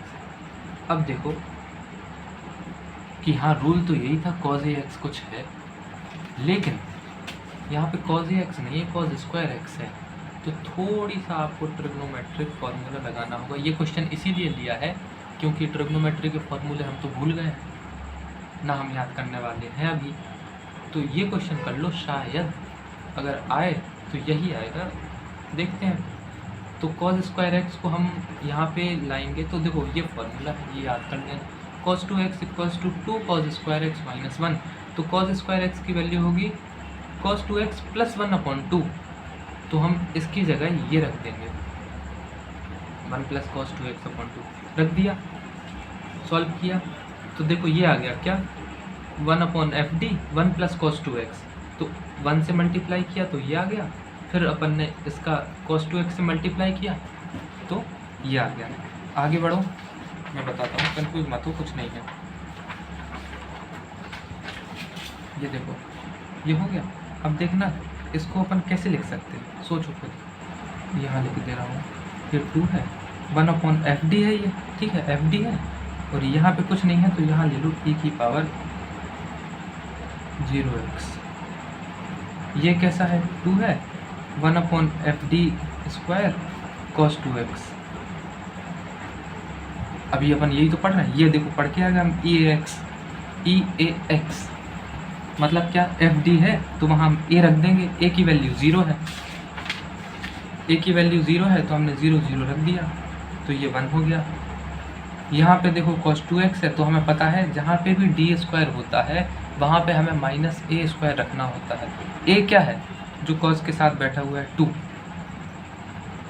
ये अपना वो है a है, तो d² की जगह हम क्या रखेंगे, -2 का स्क्वायर, 2 का स्क्वायर हो गया 4, तो -4 + 3d + 2, तो हो गया अपना ये आ गया 1 + cos 2x/3d - 2। अब देखो d की जगह नहीं रखना, याद रखना हमेशा d² की जगह रखते हैं अपन -a², d की जगह नहीं रखते हैं। तो अब हम इस d को हटाने के लिए इसको रेशनलाइज करेंगे, तो 3d - 2 है तो ऊपर और नीचे 3d + 2 से मल्टीप्लाई करेंगे। इस एग्जाम्पल को 2 से 3 बार देख लेना, अच्छा एग्जाम्पल है, इसको देखोगे तो बाकी सारे आपसे बनने लगेंगे। रेशनलाइज किया, ऊपर ये हो गया, नीचे आया 9d² - 4, फिर आया d², तो d² की जगह हम रखते हैं -a²। a की वैल्यू क्या है, ये जो cos के साथ ax लिखते हैं, तो यहाँ a की जगह है 2x, तो -a² मतलब 2 का स्क्वायर 4 और माइनस साइन लगा देना, तो -4 × 9 -36 -4 -40 -14, ये हो गया। यहाँ पे ऊपर ये सॉल्व कर लिया। अब देखो मल्टीप्लाई किया तो 6d cos 2x + 4 cos 2x, हमने कहा था जहाँ पे d दिख जाए आपको मतलब उसका डिफ्रेंशिएशन, तो cos 2x का हम डिफ्रेंशिएट करेंगे उसको, तो क्या आएगा -2 sin 2x, 6 ऑलरेडी था, +4 cos 2x अपॉन -40, इसको सॉल्व करोगे आपका पी आई आ गया। इतनी सी बात थी, इतनी सी बात थी। फिर से देख लो, sin ax और cos ax यदि रहेगा, sin ax और cos ax रहेगा, तो जहाँ पे भी d² होते हैं वहाँ पे हम रखेंगे पी आई निकालते वक्त -a² रखेंगे। a की वैल्यू क्या है, जो cos के साथ होती है उसको, है ना। इस एग्जाम्पल में cos² आया था तो हमने इसको बनाया cos 2x के टर्म्स में, तो a की वैल्यू हो गई 2, a की वैल्यू 2 हुई। यहाँ पे एक और टर्म आ गया था तो हमने इसको e0x के फॉर्म में लिख दिया। आप एग्जाम्पल अच्छे से देखना, फिर से समझ में आ जाएगा। फिर हमने d² की जगह -a² रखा, यहाँ पे बचता है 3d - 2। अब d की जगह तो रखते नहीं, अपन रखते हैं सिर्फ d² की जगह, तो इसको रेशनलाइज करेंगे, तो नीचे माइनस है तो ऊपर और नीचे प्लस वालों से मल्टीप्लाई कर देना आप, ये आपका ऊपर का टर्म है, नीचे आएगा 9d² - 4, d² की जगह फिर से रखोगे -a², तो -4 रखा हमने, तो -36 - 4 -40 आया। इसको सॉल्व करोगे, एक d ऊपर बच रहा है ना, तो d का मतलब होता है डिफ्रेंशिएशन, तो cos 2x का डिफ्रेंशिएट करोगे तो आएगा -2 sin 2x + 4 cos 2x - 40, ये पी आई आ गया। तो सॉल्यूशन आपको पता होता है CF + PI, CF हम ऑलरेडी निकाल चुके हैं, PI हमने अभी निकाला है। तो इस प्रकार आपका तीसरा फॉर्म भी हो गया, 2 और बचते हैं। फिर आपकी ये second order differential equation with constant coefficient खत्म और आपके 7 नंबर पक्के। बस ये है कि थोड़ी सी एफर्ट्स मार के इनको याद कर लेना, तो आपसे सब बन जाएंगे। 3 अपन ने देख लिए, कौन कौन से, EAX हो r की जगह, x की पावर n हो, या फिर sin ax या cos ax हो। तो EAX होता है तो 1/FD EAX, और d की जगह a रख देते हैं। x की पावर n होता है तो नीचे वाले को हम 1 प्लस कुछ में तोड़ते हैं, फिर ऊपर ले जाते हैं, पावर आती है -1, उसका हम बाइनोमियल एक्सपेंशन कर देते हैं। sin ax cos ax हो तो जहाँ पे भी d² होता है वहाँ पे हम -a² रख देते हैं। ऐसे सॉल्व करते करते अगर d बचता है डिनोमिनेटर में तो हम रेशनलाइज कर देते हैं, फिर ऊपर d रहता है तो d का मतलब डिफ्रेंशिएशन, अगर नीचे d बचता है तो इंटीग्रेशन। ये हो गए 3। अब चौथा देखो, पहला सिर्फ EAX था, अब लेकिन यहाँ पे EAX के साथ एक और फंक्शन है x का, दैट इज़ 5x। ऐसे में क्या करते हैं, बहुत आसान है, देखो बस रूल समझो और बस आपका ख़त्म है क्वेश्चन, ठीक है। तो EAX 5x, EAX के साथ कुछ है अपने साथ, EAX के साथ कुछ और भी है, तो क्या करना, आप EAX को आगे ले लो, ये जो a है ये रख दो आप 1/FD + a में। नहीं समझे, क्वेश्चन देखो आएगा समझ में आपको। ये दिया गया है, ठीक है, ऑक्सिलरी इक्वेशन बनाई हमने, रूट्स निकाले, रूट्स रियल एंड डिस्टिंक्ट आए तो हमने CF निकाल लिया। ये अब तक आप सीख लिए होंगे क्या होता है, C1 e⁻m1x + C2 e⁻m2x। अब PI देखो तो 1/FD, और ये R मतलब जो RHS में होता है, हमने कहा ये तो EX और कुछ है, तो अब EX को आगे लाए और EAX की जगह A की जगह क्या है, 1 है ना, 1, तो D की जगह हम क्या रख देंगे, D + 1। देखो यहाँ पे cos 2x है और EX है, तो हम ये 2 नहीं देख रहे हैं, अभी हम देखेंगे E का। देखो ना, आप खुद देखो, R = EAX 5x, EAX 1/FD + a 5x मतलब कि ये ए एक्स को आगे लाए और जो एफ डी था उसमें हमने डी प्लस ए रख दिया, जो ई के साथ में ई की पावर ए एक्स में जो ए है वो हमें डी प्लस ए के फॉर्म में रख देना है। एग्जाम्पल देखो, ये 1/fd cos 2x, तो ई एक्स के साथ क्या है 1 है, तो डी की जगह डी प्लस 1 रखो। क्या रखो ई एक्स 1/d+1 का स्क्वायर -5 d+1 + 6। सॉल्व किया। अब जो अपन ने cos 2x में सीखा है, अब देखो बस इसका इतना खत्म है, फिर अपन ने जो cos 2x में सीखा है वो लगाएंगे। एक बार इसको फिर से देख लो। r की जगह है EAX phi-x, तो EAX आगे लिया, जो x के साथ a है, EAX के साथ जो x के साथ a है उसको हम रखेंगे FD में d की जगह d प्लस a के फॉर्म में, और फिर जो phi-x बचता है उसको हम ले लेंगे। अब वो चाहे x की पावर n हो, चाहे sin ax cos ax हो, कुछ भी हो। ये हो गया। एग्जाम्पल देखो, d² - 5d + 6 है ना। वीडियो लंबी हो रही है ना, इसको इस टॉपिक को करके फिर होमोजीनियस और साइमल्टेनियस नेक्स्ट वीडियो में बता देंगे। इसको कंप्लीट करते हैं। इसके बाद बस एक और रूल बचता है, फिर आपका second order differential equation with constant coefficient खत्म होता है और आपके 7 मार्क्स पक्के। तो देखो, अपन ने पहला सीखा EAX, दूसरा x की पावर n, तीसरा sin ax cos x, चौथा देख रहे हैं हम EAX के साथ में कुछ अलग सा फंक्शन दिया गया है, तो उसमें भैया हम EAX को आगे ले लेते हैं और जो EAX में a है d की जगह हम d प्लस a रख देते हैं। ये देखो एग्जांपल देखो ना, 1/fd EX cos 2x, a की जगह 1 है तो हमने d की जगह d प्लस 1 रखा। देखो EX को आगे लिए और d की जगह हमने d प्लस 1 को d की जगह d प्लस 1 रखा, तो ये d प्लस 1 का स्क्वायर -5 d की जगह d प्लस 1 + 6। सॉल्व किया इसको थोड़ी खोल खाल के, तो ये हो गया 1/d² - 3d + 2 cos 2x। अब हम भैया cos ax का सीख चुके हैं ऑलरेडी, EX को एज इट इज़ लिखा रहने देना, d² की जगह हम रखेंगे -a²। देखो ये ऐसा थोड़ी लिख देना वहाँ पे एग्जाम आंसर शीट में, तो d² की जगह रखेंगे -a², तुम a क्या है 2 है। यहाँ पे देखो, जब शुरुआत की थी ना अपन ने तब a लिया था, ये FD + a के फॉर्म में रखने के लिए जो e के साथ होता है वो लेते हैं। एक बार हमने ले लिया, EX का काम खत्म हुआ। अब आ जाओ cos 2x पे, तो cos 2x का जो हमने सीखा था कि d² की जगह -a² रख दो। अरे भैया इतनी सी बात है, रख दो।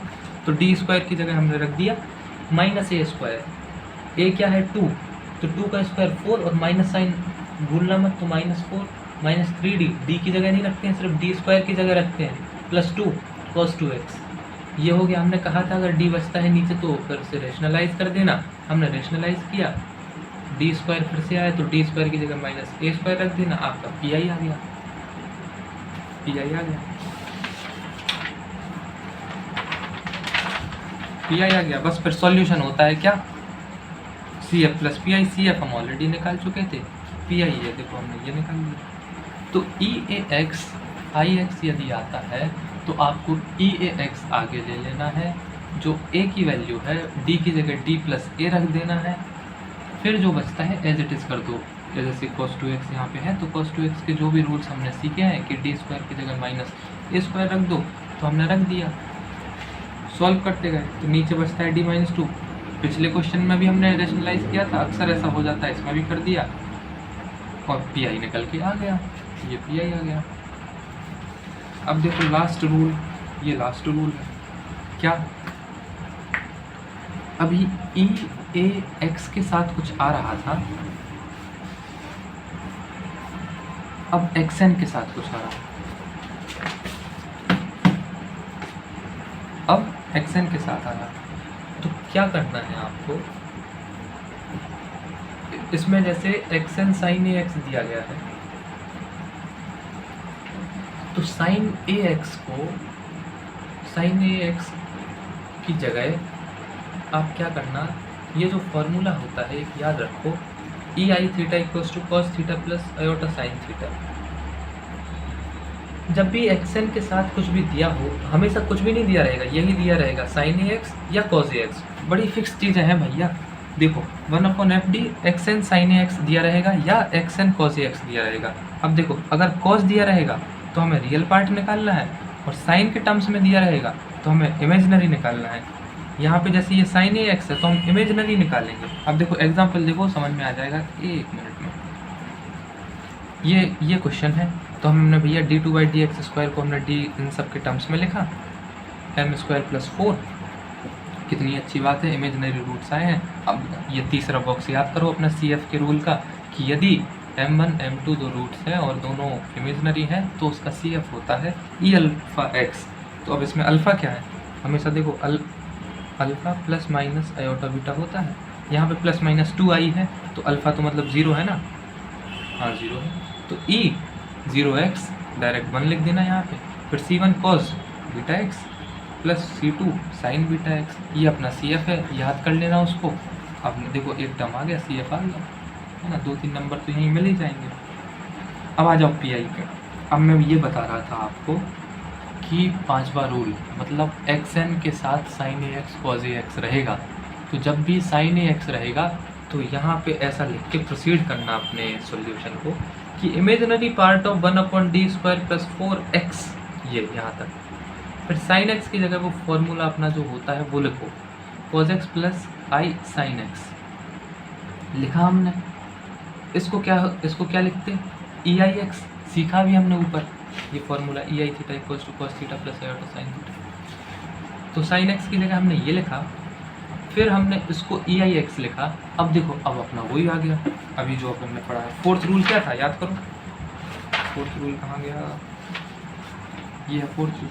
देखो EAX के साथ phi x, देखो उसी में कन्वर्ट हो गया, EAX के साथ phi x। तो क्या करते थे, इसको हम आगे लेते हैं, d की जगह d + a, मतलब ये यहाँ पे a की जगह i है तो d + i² + 4, यहाँ पे x, इसको हमने ओपन किया, ये हो गया। फिर x⁴n जो अपन ने रूल्स पढ़े हैं वो लगा दो। क्या, जब भी x⁴n आता है तो हम नीचे भैया 1+ कुछ में तोड़ते हैं, फिर उसको ऊपर ले जाते हैं। देखो इसमें भी ऐसे किया, 1+ इसमें तोड़ा और यहाँ लिखते जाना imaginary part of imaginary part of imaginary part of, क्योंकि क्वेश्चन में sin x दिया हुआ था ना कि cos x।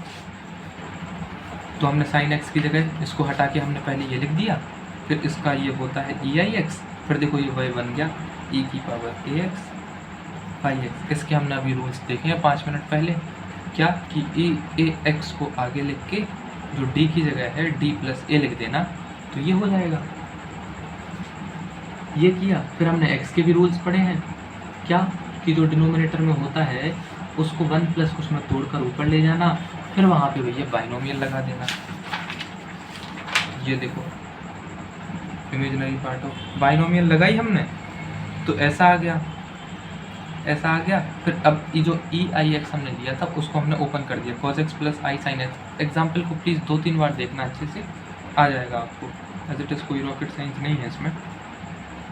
हमने EIX को ये लिख दिया, ये हो गया, इन दोनों का मल्टीप्लाई किया तो ये आ गया। अब इमेजिनरी पार्ट क्या होता, i के साथ वाला।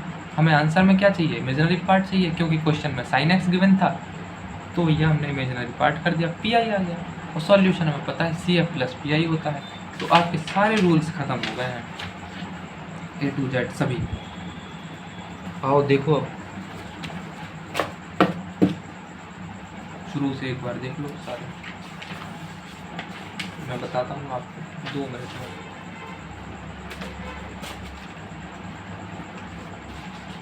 Differential equation of second order with constant coefficient, अच्छे से ध्यान से सुनो, है ना। 2 मिनट में अपन रिव्यू करते हैं इसका।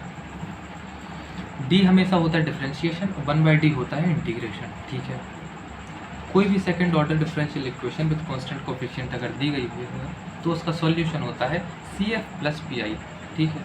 CF हम कैसे निकालते हैं, तो क्या करना, आप RHS को 0 करना, उसको d के टर्म्स में लिखना जो मैंने बताया है, रूट्स निकालना।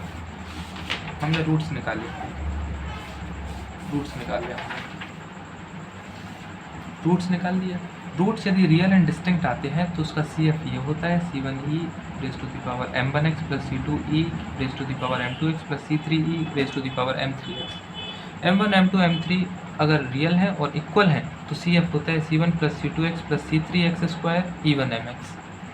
ठीक है, अगर इमेजनरी होते हैं alpha plus I beta m2 equals to alpha minus I beta तो e raise to the power of alpha X c1 cos beta X plus c2 sine beta X. ये हो गया अपने CF निकालने के तरीके। अब आ जाओ PI में। तो PI में हमने 5 देखे हैं, e की पावर ax, इसमें लिखते हैं अपन 1/fd EAX, FD की जगह a रख देते हैं। अच्छे से देखो वीडियो पूरी। दूसरा होता है r की जगह xn, तो क्या करते हैं जो 1/fd xn होता है fd को तोड़ते हैं 1 प्लस कुछ में, उसको ऊपर ले जाते हैं -1 बनता है। ये उसकी बाइनोमियल एक्सपेंशन हम खोल देते हैं। ये एग्जाम्पल अच्छे से देख लेना एक बार। फिर होता है तीसरा, r की जगह sin ax हो या cos ax हो, तो जहाँ पे भी डी स्क्वायर दिखता है वहाँ पे -a² कर दीजिएगा आप। ये हो गया।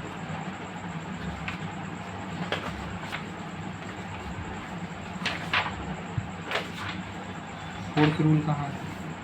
फोर्थ ये है, EAX के साथ कुछ भी है फाई एक्स, तो EAX को आगे लेना और D की जगह D प्लस a रख देना और इसको सॉल्व करना। फिर ये जो फाई एक्स है इसके हिसाब से इसके रूल पढ़ चुके हैं अपन, या तो xn आएगा या तो cos 2x आएगा।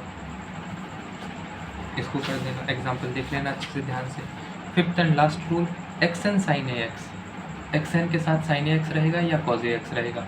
sin ax रहेगा तो हम इमेजिनरी पार्ट निकालेंगे, cos ax रहेगा तो हम रियल पार्ट निकालेंगे, क्योंकि ये फार्मूला होता है ei theta equals to cos theta plus I sine theta. ये रियल है, ये इमेजिनरी है। तो क्या करना, इसको लिखना as it is 1/fd x sin x। sin x की हटा के लिखो आप cos x plus I sign x। थोड़ी याद कर लो, sin x को हटाया हमने, ये लिख दिया। ये किसका फार्मूला होता है? EIX का, तो हमने ये लिख दिया। अब देखो वही बन गया क्या, EAX फाई एक्स। हम इसके रूल्स पढ़ चुके हैं। EAX को आगे लो, EAX को आगे लो और D की जगह D प्लस a रखो। यहाँ पे a की वैल्यू i है, ये रख दिया हमने। x की पावर n के रूल्स हम पढ़ चुके हैं, क्या कि नीचे जो है 1 प्लस d के फॉर्म में तोड़ो, ऊपर ले जाओ और बाइनोमियल लगा दो, आपका PI आ जाएगा। और सॉल्यूशन होता है CF प्लस PI। तो ये हो गया, आपके सारे हो गए रूल्स। अब देखो एक क्वेश्चन अपन सॉल्व करते हैं साथ साथ में। तो जो है मैं आपको एज इट इज़ मैं बता ही दे रहा हूँ, आप पूरा सॉल्व नहीं करेंगे। देखो ये है, जैसे ध्यान देना आप, ये लिखा है d² माइनस 4d प्लस 4, इसको ज़ीरो किया, ये आ गया। हमने ऑक्सिलरी इक्वेशन बनाई, थोड़ी लिखते जाना उस आंसर शीट में। m² minus 4m plus 4 equals to 0, m² minus 2m plus 4 equals to 0, m minus 2 m minus 2। तो क्या आ गया, m इक्वल्स टू 2 और m इक्वल्स टू 2। रूट्स भैया रियल हैं लेकिन इक्वल हैं, तो CF क्या होता है, c1 प्लस c2x e की पावर m1x, m की जगह 2, ये अपना CF आ गया। अब देखो PI निकालने के लिए क्या करना है, 1/fd, fd क्या है, d² minus 4d plus 4, RHS क्या है, e2x plus x³ plus cos 2x। आ रहा है समझ में? चलो ठीक है, ये लिख दिया। इसको अपन तोड़ दो इसको, d² minus 4d plus 4 e की power 2x plus 1/d² minus 4d plus 4 x³ plus 1/d² minus 4d plus 4 cos 2x। भैया हम EAX के रूल्स पढ़ चुके हैं, x³ के रूल्स पढ़ चुके हैं, मतलब x की पावर n के रूल पढ़ चुके हैं, और cos 2x के पढ़ चुके हैं। इन तीनों को अलग अलग चाहे सॉल्व कर लो और एंड में सबको जोड़ देना। इसका क्या होता है, EAX/FD है, तो हम जो है a इसमें रखेंगे, लेकिन चेक करना कहीं वो a रखने पर 0 तो नहीं बन रहा। हमने 2 रखा तो 4 माइनस 8 प्लस 4 0 बन रहा। तो क्या करना, कुछ नहीं करना, इसका डेरिवेटिव कर देना, तो 1/2d 1/2d माइनस 4, यहाँ आ जाएगा x की पावर 2x, एक x लगा दिया। अब देखो 2 रखो यहाँ पे फिर से, तो 4 - 4 फिर से 0 बन रहा, तो इसको फिर से डिफ्रेंशिएट कर दो और ऊपर फिर से एक x ला दो, तो x² e की पावर 2x अपॉन 2। तो इसका जो है ये चीज़, ये इसका आंसर ही आ गया, प्लस इसका आंसर लाओ आप। तो भैया देखो हमने क्या कहा था, x की पावर n है तो नीचे 1 प्लस कुछ में तोड़ो, तो 4 को कॉमन ले लो, 4 को कॉमन लिया तो 1 plus d² minus d, 4d upon 4 करेंगे ना तो 4 से 4 कट गया, माइनस d, ये हो गया x की पावर क्यूब। इसको ले जाओ ऊपर, 1/4 है, 1/4 है, 1 प्लस d² माइनस d की पावर -1 हम ऊपर ले गए x³। ये देखो 1 प्लस x की पावर -1 से कंपेयर करो इसको और खोल दो, क्या आएगा 1 - x प्लस x², ऐसे ऐसे ऐसे कहाँ तक ले जाओगे, ये क्यूब है ना तो 3 बार तक कर देना। अच्छा कर लो एक बार, दिखा दो, मैं दिखा ही देगा इसको। 1 - x, x क्या है d² minus d plus d² minus d का whole square minus d² minus d का होल क्यूब, x³। ये हो गया। अब इसको क्या करना है अपन को, मैंने आपको बताया था कि देखो जैसे ये x³ है, x³ ध्यान दो, तो इसका d क्या होगा, एक बार डिफरेंशिएट करना मतलब 3x², 2 बार करो d² तो 6x, 3 बार करो भैया तो 6, और जैसे ही हम चौथी बार करेंगे तो 0 हो जाए, मतलब 4 और 5 6 7 8 कुछ भी। अब जैसे ये d² माइनस d, x³ को लाएंगे तो ठीक है, कोई दिक्कत नहीं। इसको हम जैसे d² माइनस d का होल स्क्वायर है, इसको खोलेंगे तो d की पावर 4 हो जाएगी, लेकिन हमें पता है d की पावर 4 तो मतलब 0 आएगा, तो हमें खोलने की आवश्यकता नहीं है। इसको सिर्फ करेंगे, इसका जब होगा इसको आप खोलोगे, देखो ध्यान से, इसको क्या करोगे आप, d4/4 ये लिखोगे 16 a² plus b² minus 2 ab, a और b, यही लिखोगे ना। तो ये जो d4/16 है ये तो पूरा 0 हो गया इसके हिसाब से, d² की जगह हम लिखेंगे 6x और ये d² इंटू d³ मतलब 6, तो यहाँ पे आप सीधा लिखना 2/4 इंटू 6 मतलब 8/4। तो ये बीच वाला टर्म आप ऐसे सॉल्व कर लेना। ये cos 2x है, मतलब जहाँ पे d² दिख रहा वहाँ पे क्या लिखोगे -a², यहाँ पे देखो रख देंगे हम इसको, तो ये हो जाएगा, ठीक है। अब आ जाओ किसमें, अब करते हैं अपन होमोजीनियस लीनियर डिफरेंशियल इक्वेशन। इसी लेक्चर में कर दो सारे। ये देखो होमोजीनियस लीनियर डिफरेंशियल इक्वेशन, ठीक है।